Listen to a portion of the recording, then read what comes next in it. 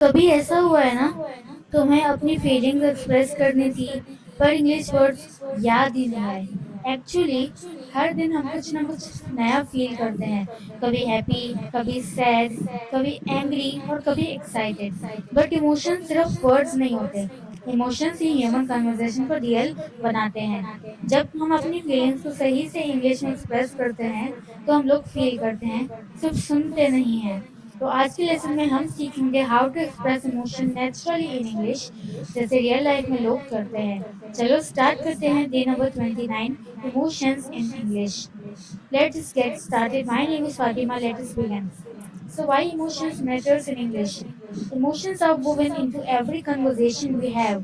When you learn to express feelings naturally in English, you don't just communicate better, you connect more deeply with others and sound genuinely confident. तो emotion हर conversation का important part होते हैं। जब तुम अपनी feelings naturally English में express करना सीखते हो तो सिर्फ कम्युनिकेशन बेटर नहीं होता, तुम लोगों से डीपली कनेक्ट करते हो और ज़्यादा कॉन्फिडेंट भी लगते हो। नाउ द इसेंशियल और emotions vocabulary. Let us start with core emotions you will use every day. अब हम उन इमोशंस की बात करेंगे जो आप रोज यूज करते हैं।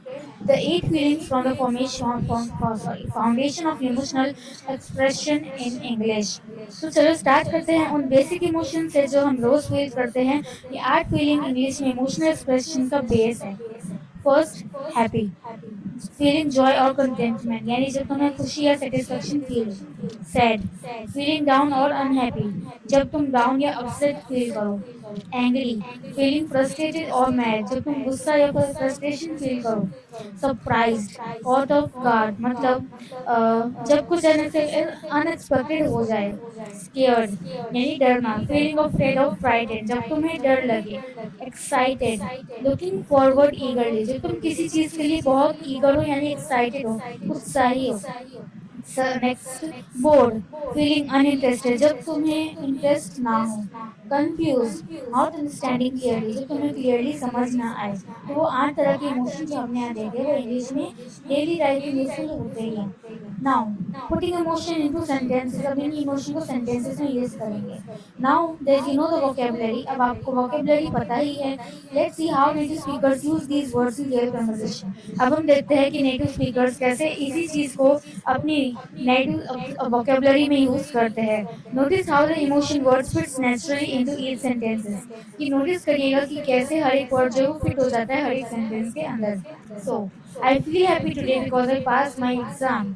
Use because to explain why you feel that away. मतलब बिकॉज का यूज तब होता है जब तुम रीजन बताते हो कि ऐसा क्यों फील कर रहे हो। Next, she looks angry, observe emotion in other using looks, जब किसी और इमोशन को नोटिस करते हो तब लुक्स का यूज होता है। Are you excited about the trip? तो ask questions to start conversation, question पूछने के लिए ऐसे सेंटेंसेस बनाओ, ये कन्वर्सेशन स्टार्ट करने के लिए बेस्ट वे है। Okay, next, you are surprise by the gift. Talk about past emotion was using was और वर। पास्ट इमोशंस के लिए वॉज या वर का यूज होता है। अब आपकी बारी है, 2 सेंटेंसेस लिखो आपके जो रियल इमोशन के बारे में, और वो भी लिखना कि उसने आपको कैसा फील करवाया आज। Next, adding intensity to your emotion. English में लोग अलग अलग वर्ड्स का यूज करते हैं ताकि वो बताएं कितना स्ट्रॉन्ग इमोशन फील कर रहे हैं। ये वर्ड्स को सीखने से तुम अपनी फीलिंग ज़्यादा क्लियरली और एक्चुअली एक्सप्रेस कर पाओगे। From happy to overjoyed, normal खुशी का फीलिंग, ठीक है, डिलाइटेड, खुशी के लिए पहले यहाँ पे ये वर्ड्स है। Happy, basic positive feeling. Dilated यानी बहुत ज़्यादा खुश, very please. Thrilled, extremely excited, ठीक है, और ओवरजॉयड यानी बियॉन्ड हैप्पी, लिमिट से ज़्यादा खुशी, हद से ज़्यादा खुशी या दिल से खुश। Now from sad to hurt broken. Sad, basic and negative feeling यानी थोड़ा दुखी फीलिंग करना। डिसअपॉइंटेड, लेट इट डाउन, मतलब जब एक्सपेक्टेशन पूरी ना हो। Next, depressed, deeply unhappy, deeply unhappy, बहुत ही ज़्यादा हैवी फील कर रहा है वो बंदा।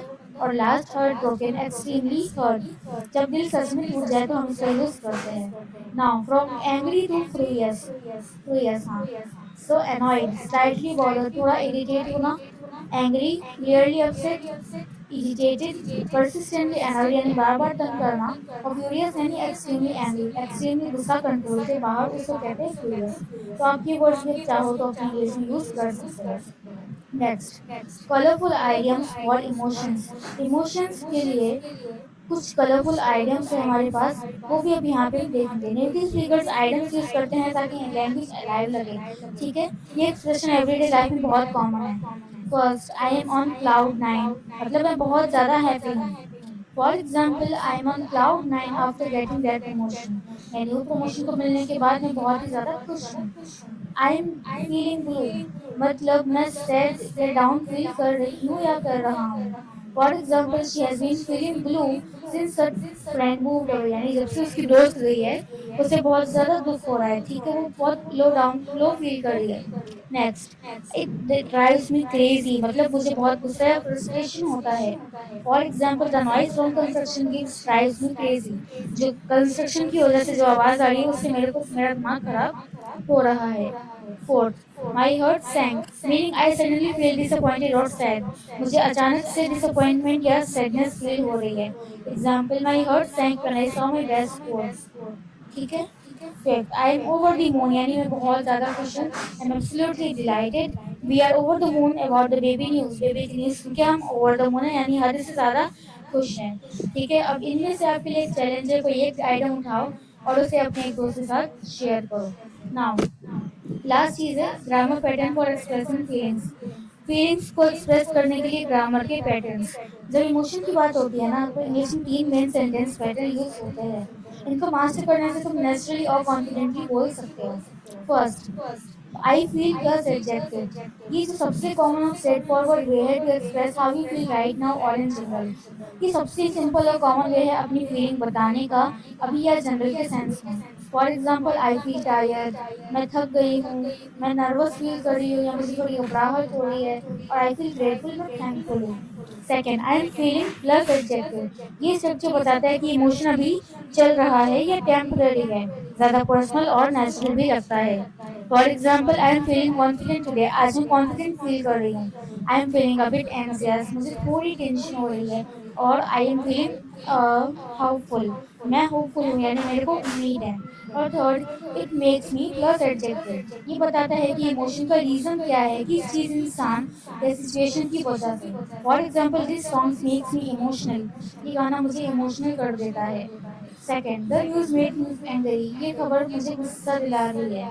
और third, your words make me happy, तुम्हारे शब्दों ने मुझे बहुत ही ज्यादा खुशी दी है। तो इस तरीके से हम ग्रामर पैटर्न यूज करते हैं। और इसी के साथ साथ आपने इमोशंस को आज के इस वीडियो के अंदर सीख लिया। तो आज हमने सीखा इमोशंस का वोकेबलरी, पावरफुल आइडियम्स और ग्रामर पैटर्न्स। अब तुम्हें क्या करना है, उन्हें रियल लाइफ में यूज करना है। तो कमेंट बिलो आज तुमने कैसा फील करा, एक न्यू इमोशन वर्ड या आइडियम यूज करके अपनी फीलिंग लिखो। For example, I M cloud on nine because it is Friday.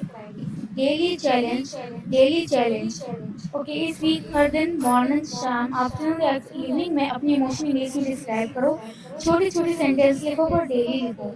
Join the journey, follow करो, यानी सब्सक्राइब कर लो यार चैनल को। 90 डेज 90 वर्ड्स और 90 डेज के अंदर इंग्लिश का मास्टर बनने के लिए। क्योंकि याद रखो, every word you practice brings you closer to fluency. Keep expressing, keep learning and most importantly keep feeling. तो आज हमने सीखा कि इमोशन सिर्फ वर्ड्स नहीं होते, ये हमारी रियल फीलिंग को एक्सप्रेस करने का तरीका होता है।